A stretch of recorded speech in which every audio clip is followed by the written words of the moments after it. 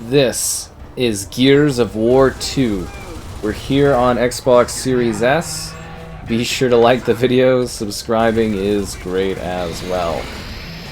It's always a good time to jump in and enjoy the magic of, well, the second Gears of War game. So this follows from the events of, well, the original Gears of War, where Delta Team and basically that squad, including but not limited to Marcus Phoenix, Dom, Coltrane running on the whole grain, and, well, I guess not yet in this one. And then, of course, I forget Baird. Joined by some new people, like another Carmine, Ty, and others as they fight against the Locust horde in a situation where the horde has basically, continued to cause problems as the world falls apart. The humans are trying to defend their last, or I guess more, I should say, the citizens of Sera are trying to defend their last city stronghold, Jacinto. And everything falls apart, so they decide to take the attack to the Locust and go after the horde's home, the Hollow.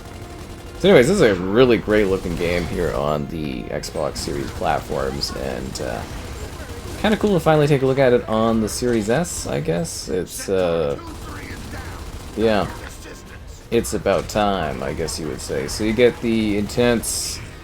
Oh wow, that was an incredible jump. Did he just jump over there? That was amazing.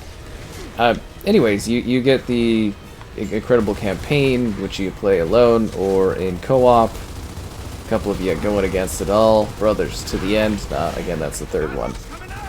And then there is the advancements for Horde and multiplayer, and you can still enjoy the full online capability of this game today, which is kind of great. Is there ammo anywhere, or am I going to have to pick up a... I have to pick up like a... I actually got down, that's crazy. Can I get a revive? Thank you very much. Yeah, so it's neat that this one still kind of lives on so many years later. It's a great game, and it introduced like just absolutely massive horde quantities. Like the amount of Locust in this game are kind of remarkable. Like you just get to fight massive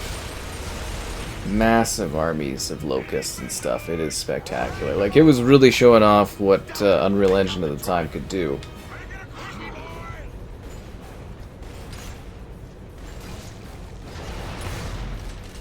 Is anyone gonna kill that guy? Oh, well, that was embarrassing.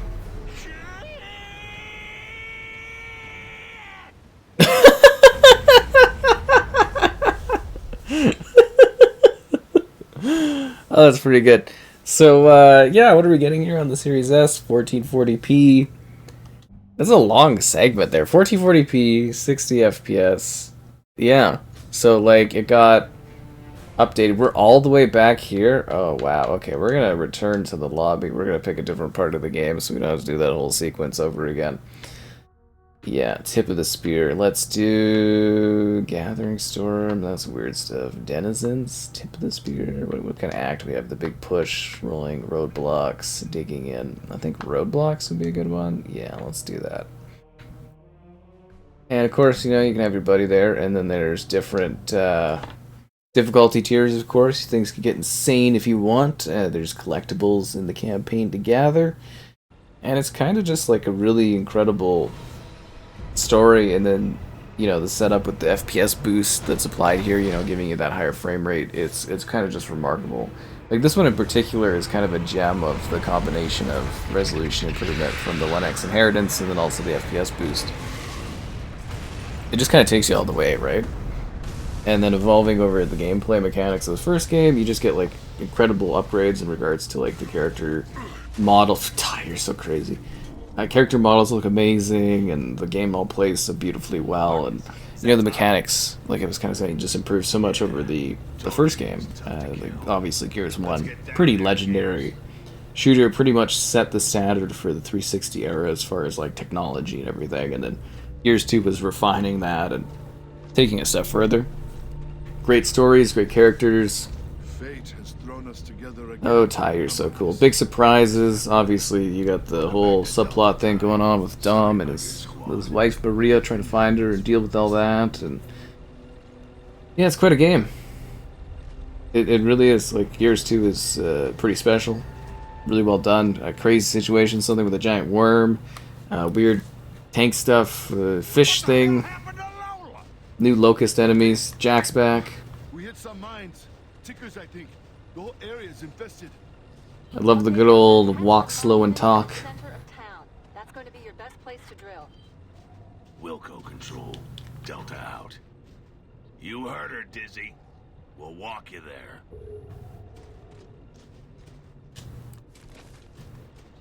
Let's go. But yeah, this was part of the domination of the 360 era for Xbox. It was quite a time. It really was. And I do, like, obviously there's lots of aging here or there, but I do think the game does relatively hold up pretty well for its time. Tickers. Tickers.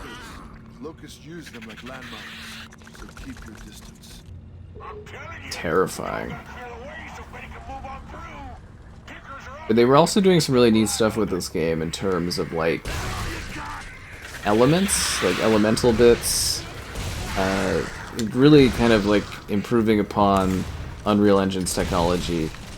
You know, things like snow or, like, the environment or things kind of getting overgrown, like, damage of the environment. That was a big thing in the multiplayer, too, was, like, elemental bits and stuff. It was really, really quite interesting what they were trying to achieve with this game across the board. Seriously, like, Gears 2 is pretty amazing. Like, it left things at a really cool part, and then there's also, it left things as in, like, you know, as it leads into Gears 3, it's really very, very well set up as being some kind of big change up for the series, and then also evolving things. And yeah, they kind of just nailed it on Gears of War 2. They really, really genuinely did. The whole main trilogy is just, like, pretty top-notch perfection across the board, honestly.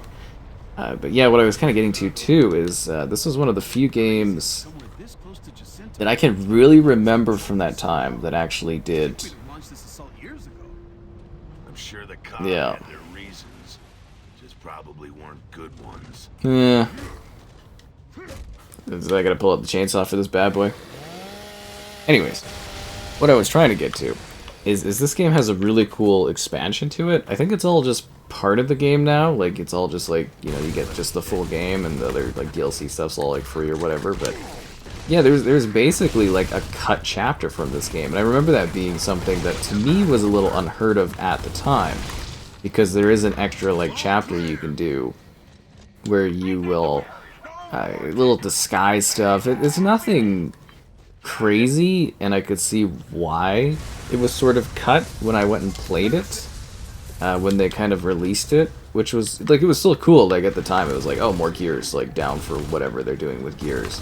Of course, yeah, I'll play, like, you know, Lost Chapter of the campaign. It just kind of extends your time in the Hollow there with, you know, with Dom and whatnot, but, like, I did kind of feel, you know, at the same time that it wasn't really necessarily needed as far as, like, story context, but I enjoyed it for what it was. Like, it was just extra Gears 2 time. Really, you move as soon as I come over here, and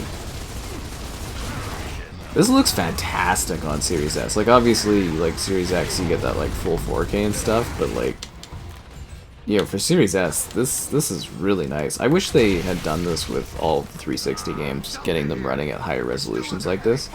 I feel like we genuinely missed out on some super clean visual upgrades. 600 minutes for only $39.99. 600 minutes of what? Like, pictures or something? It's a gas station. Oh, the centaurs here. Nice. That's great. I think they're called centaurs. Not really. This looks so good. Like, you can still tell it's a game of its era, but, like, very well done. Copy. Thanks, 5-1. Going through this destroyed town and stuff. Gears 2, just absolutely fantastic from a story perspective. So we're gonna switch over and show off some of the multiplayer in action, I guess, now. close. Just So this is the multiplayer portion of the game. So the multiplayer is basically split between doing horde mode and doing competitive multiplayer, which you can still do today. So occasionally I do actually run into people. Other than that, you play against bots and stuff. And no, this isn't a local match. This is the online multiplayer. And yeah, like I said, occasionally you do actually run into other people, depending on what you're playing. All the different game modes, everything that was kind of left there back in the day is still available and enjoyable. It's all here, which is fantastic, because you would never want to see the multiplayer disappear from, you know, Gears of War. I think that would be a tragic loss for the series. I need a revive, thank you very much. So if you're playing Horde, this was basically the first integration of Horde into the Gears of War franchise. So for Horde in this game, you basically, it's just all the multiplayer maps, but you are playing in a group trying to survive, and then there's different difficulty options, and you don't get like any of the quality of life things that you get in the later Horde games. It's literally, you know, you survive, and that's what created such interesting setups and dynamics, because you basically had to not necessarily cheat, but you really had to be creative, like genuinely creative. Like we would use, for instance, like shields to block like paths,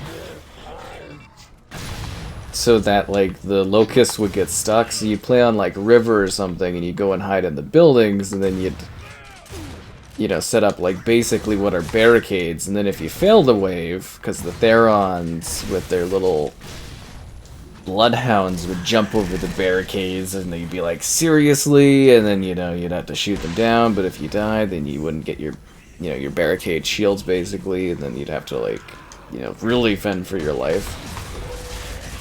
Yeah, it was, oh, and the AI in this game, savagely ruthless. As far as like boss go, they are really, really intense. Yeah, anyways. So the horde mode in this was lots of fun. It was really ridiculously hard, especially if you're trying to go for those long runs. You get up to like wave 50 and stuff. Like it is, like it was a grueling strategy. Like the later Gears games, horde mode can be challenging. It's designed to be like that, but you know, you get traps, you get defenses. This game, you get nothing. You get absolutely nothing, and it's like fend for yourself. Good luck out there. And the multiplayer itself was very well done in this game. I really... like, the launch was horrific. Most people probably only think of the fun, but they don't think of the issues. Like, I think at the time... yeah, it was Cliff Blinsky, right? Yeah, he was running the show for Gears, obviously, yeah. But he even put out, from what I recall, an apology for how bad the launch of this game's multiplayer was. So, like, the multiplayer, great. You know, look, looks good, runs well, great selection of maps, competitive, it's a nice upgrade on Gears 1. Little, like, it's still about the Gnasher, but, you know, there's other weapons and all these kind of, like, extra power tools and weapons that could be used and unleashed. It's all great, seriously, very, very well done. But, like, when the game launched, and so few probably will remember this, the multiplayer just, like, did not work. Like, you would... like, it worked for very, very select people, and I was not one of those people, so you'd have to, basically, what I had to do was we'd get lucky and we'd be playing in a group of 5. And if you had the right person as, like, your searching matchmaking person, then you could get into a lobby, but, like, otherwise, I literally could not play multiplayer for, like, the first couple weeks on this game. It was heartbreaking.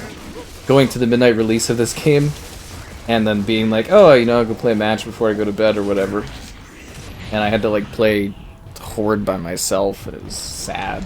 It was really, really genuinely depressing. I still remember that, and that was 2008 or, like, I mean, it was the midnight release whenever the game was out.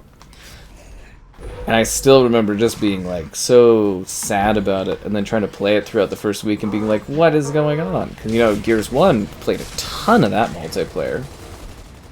But yeah, after they got things fixed and stuff and all that, it was totally fine.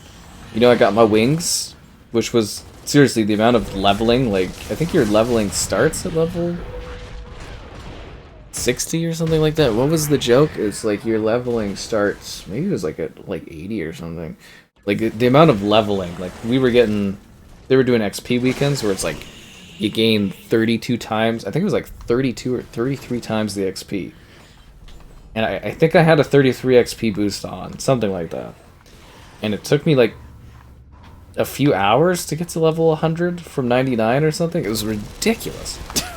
Like it was absolutely ridiculous, the grind. But when you did the wings, you unlocked, I think, gold skins for Gears 3 was something like you unlocked different, depending on what you did in this, you unlocked some skins or something, or weapon skins or something for the third gear, so it was worth it. But it was like a ridiculous grind back in the day, like absolutely ridiculous. But still, you know, fun memories and everything like that. And yeah, I kind of miss this franchise, honestly. Like, Gears is just really, really quite great. And I think gameplay-wise, this multiplayer certainly felt like a next step iteration for Gears. Gears 3 definitely a little different on things, I would say. Like, still, you know, Gears 3 is still Gears, but definitely slightly different stuff with like the sawed-off and all that, and the Retro Lancer is a bit of a big change-up. But this one really did feel like, yeah, step 2 for the Gears franchise. And then multiplayer-wise, all the maps, everything like that, just free now, so you just kind of grab them in that. And every map pack was really, really cool.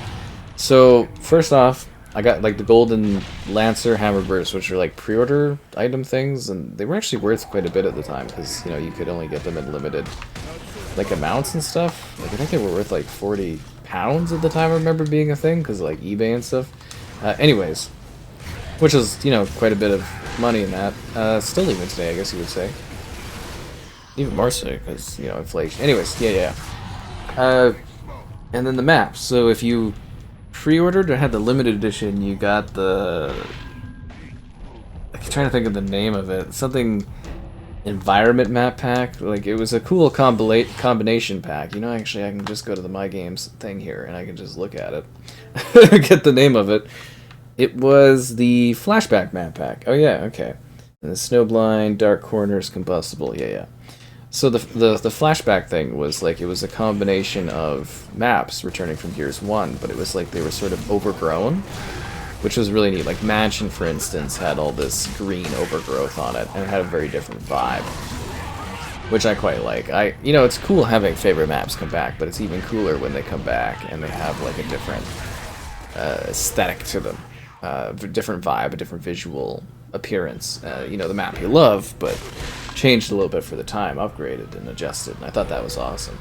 And then the later maps, this map I think was part of the Combustible, which was like explosion-based levels and maps, like things with like boom, bah, you know. And yeah, everything was like thematic. So Snowblind, snowy maps. That's where I was talking about some of the elements. And then Gears 3, they took the elements a little bit further in what they did. But like every pack was supposed to like, oh, there's a photo. I totally forgot about the photo options. That's a little ahead of its time. Holy. They were doing some big stuff for Gears and like 360 back in the day. They were doing some very forward kind of things with that platform, the console and Xbox Live and stuff. They genuinely were. So yeah, that's kind of how all the multiplayer was. And this one, big evolution on things like shields you could place, shoot behind, big guns you could pick up, chainsaw battles. The meat shields were a big thing, and then, you know, basically there was like the meat shield, hunt the meat shield map, and like both teams would have like a meat shield, and you had to like get them or whatever, and that was the whole thing. Anyways, the multiplayer, totally fun, still awesome if you can play it and try it. Like, well, I mean, you can, it's just whether or not you want to play against bots or run into other people. It's timeless multiplayer, lots of fun, love playing it, still occasionally do the odd stream of it. Campaign's great, horde mode's fun. Definitely would recommend a throwback horde mode night, because that'd be kind of funny. Oh yeah, and the stupid flash grenades. Like, flash grenades, stun, smokes. And they just like send you flopping. They patch that out. That was terrible. But anyways, Gears 2, amazing game, very well done, great package. Always love chatting about it. Great times.